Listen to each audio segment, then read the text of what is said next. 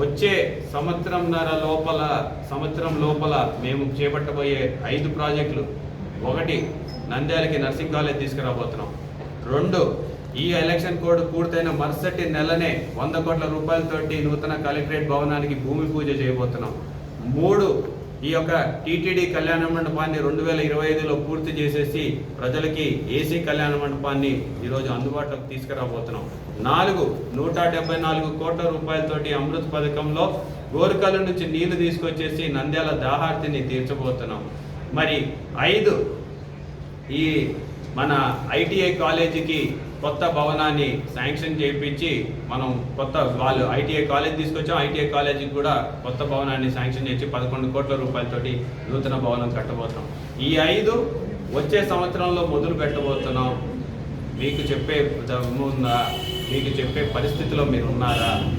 దాదాపు 21 సంవత్సరాల పాటు అధికారంలో ఉండి 5 శాఖలకి మంత్రిగా పనిచేసి విద్యాశాఖ, వైద్య శాఖ, దాని తర్వాత మున్సిపల్ శాఖ, తర్వాత చక్కెర కర్మాగార శాఖ, దాని తర్వాత మైనార్టీ శాఖ. ఆ శాఖల్లో మీరు ఏం చేసినారో చెప్పగలుగుతారా అని చెప్పేసి నేను అడుగుతాను.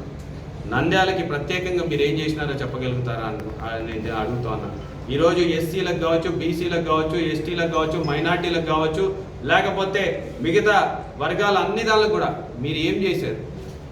ఈ నంద్యాలలో ఉన్నటువంటి ప్రజల్లో మీరు ఎవరిని పైకి తీసుకొచ్చారు? ఎవరి కోసం పనిచేశారు? మీరు చెప్పగలుగుతారా? మీ హయాంలో ఏ వర్గం బాగుపడింది? మీ హయాంలో ఏ వర్గాన్ని పైకి తీసుకొచ్చారో చెప్పగలుగుతారా? ఇవన్నీ కూడా మనం పెద్ద పెద్ద మాటలు మాట్లాడుకోవాల్సిన అవసరంలా, అబద్ధపు మాటలు చెప్పాల్సిన పనులా, లేకపోతే మోసపూరితమైన మాటలు అసలే చెప్పాల్సిన పనులా. ఈరోజు మేము సూటిగా ఈ పనులు మేము చేశాం. నేను ఇంకా మా నాయన చేసినవన్నీ కూడా చెప్పుకోవడంలా. మా నాయన చేసినవి చెప్పుకుంటూ పోతే మీరు అసలు 21 ఇయర్స్లో అసలు ఏమీ చేయలేదనేది ప్రజలకి స్పష్టంగా కనపడుతుంది ఈరోజు. కాబట్టి నేను 3 సంవత్సరాల్లో చేసినంత పని అన్నా సరే మీరు 21 సంవత్సరాల్లో చేసినారా అని నేను ప్రశ్నిస్తున్నా. దానికి సమాధానం సూటిగా చెప్పాలని చెప్పేసి కూడా నేను కోరుకుంటూ, ఈరోజు మోసపూరితమైన వాగ్దానాలు, మోసపూరితమైన మాటలు, మోసపూరితమైనటువంటి అలయన్స్లతోటి ఈరోజు Telugu Desam party, Janasena party, BJP party, Congress, CPI, CPM అందరూ కలిసికట్టుగా ఏకమయ్యి ఒక్క వ్యక్తిని పడగొట్టాలని చెప్పేసి ప్రయత్నం చేస్తున్నారే. ఆ వ్యక్తి యొక్క బలం మేము చెప్పేదానికంటే మీ యొక్క భయంలోనే మీరు ఏకమవడానికి, ఏదైతే మీరందరూ ఏకమవడానికి నిర్ణయించుకున్నారో ఆ భయంలోనే తెలుస్తుంది ఈ వ్యక్తి ఎంత పవర్ఫుల్లో, ఎంత స్ట్రాంగ్ అని చెప్పేసి. కాబట్టి జగన్మోహన్ రెడ్డి గారి ఒక బలాన్ని ప్రజలకి తెలియజేసినందుకు, జగన్మోహన్ రెడ్డి గారి ఒక బలాన్ని మీరందరూ కూడా ఒప్పుకునేందుకు మేము మీ అందరికీ కూడా కృతజ్ఞతలు తెలియజేస్తున్నాం. ఈ 2024వ ఎన్నికల్లో మరొక సునామీని చూడబోతున్నాం. వైఎస్ఆర్సీపీ సునామీ ఏ రకంగా ఉండబోతుందో చూడబోతున్నాం.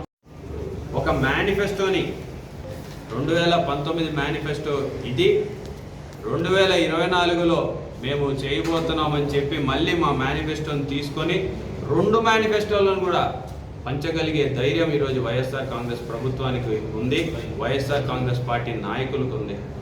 మరి అదే దమ్ము, అదే ధైర్యం తెలుగుదేశం పార్టీ నాయకులకు ఉందా అని చెప్పేసి నేను అడుగుతా ఉన్నాను.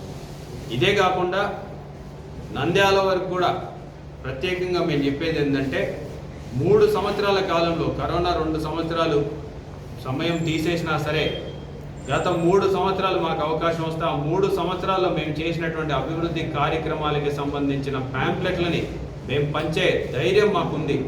ఈరోజు తెలుగుదేశం నాయకుల్ని ప్రశ్నిస్తున్నాం. మీరు 21 సంవత్సరాల పాటు అధికారంలో ఉన్నారు, 5 శాఖలకి మంత్రిగా పనిచేసినారు. మరి 21 సంవత్సరాల పాటు అధికారంలో ఉండి 5 శాఖలకి మంత్రిగా పనిచేసి ఈ నంద్యాలకి ఏం చేసినారో చెప్పగలిగే పరిస్థితిలో మీరు ఉన్నారా అని చెప్పేసి మేము ప్రశ్నిస్తున్నాం. ఈరోజు సూటిగా 21 సంవత్సరాలలో మీరు చేసినటువంటి అభివృద్ధి ఏంది? నంద్యాల ఎటువంటి పరిస్థితి నుంచి ఏ పరిస్థితికి మీరు తీసుకొచ్చారో చెప్పగలిగే పరిస్థితిలో మీరు ఉన్నారా? మీరు చెప్పాలి అని చెప్పేసి మేము డిమాండ్ చేస్తున్నాం. ఈరోజు మేము 2019కి మేము ఎలక్షన్లో గెలవక ముందు మేము చెప్పిన హామీల్ని నెరవేర్చినాం.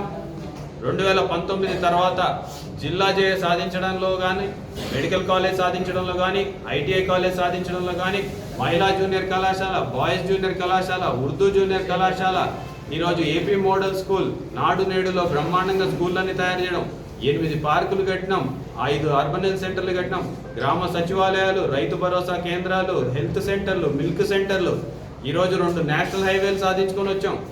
ఇవన్నీ మేము 3 సంవత్సరాల్లో చేస్తే 154 కోట్ల రూపాయలతో అమృత్ పథకాన్ని పూర్తి చేసి, బ్రిడ్జిలు కట్టి, రోడ్లు వేసి, ఇవన్నీ మేము 3 సంవత్సరాల్లో చేస్తే, ముందు వెడల్పు కార్యక్రమాన్ని మొదలుపెట్టి ఇవన్నీ 3 సంవత్సరాల్లో చేస్తే 21 సంవత్సరాలు అంటే మాకంటే 7 సార్లు ఎక్కువగా మీరు అధికారంలో ఉన్నారు. నేను ఒక సాధారణ ఎమ్మెల్యే, మీరు 5 శాఖలకి మంత్రిగా పనిచేసినారు. మీరు ఏం చేసినారు నంద్యాల? ఒకసారి చెప్పమని చెప్పి కోరుతాను. మాట మాట్లాడితేనే నంద్యాల వాళ్ళం, మేము నంద్యాల వాళ్ళం అని చెప్పుకుంటారు. మీరు నంద్యాలకి ఏం చేసినారు? మేము చెప్తున్నాం. ఈరోజు శిల్పా సేవా సమితి పెట్టి ఈరోజు శిల్పా సూపర్ మార్కెట్, శిల్పా మహిళా బ్యాంకు, శిల్పా మినరల్ వాటర్ ప్లాంట్లు, వైఎస్ఆర్ గల్లీ దవాఖానా, బస్ షెల్టర్లు, ఇవన్నీ మేము చేస్తున్నాం.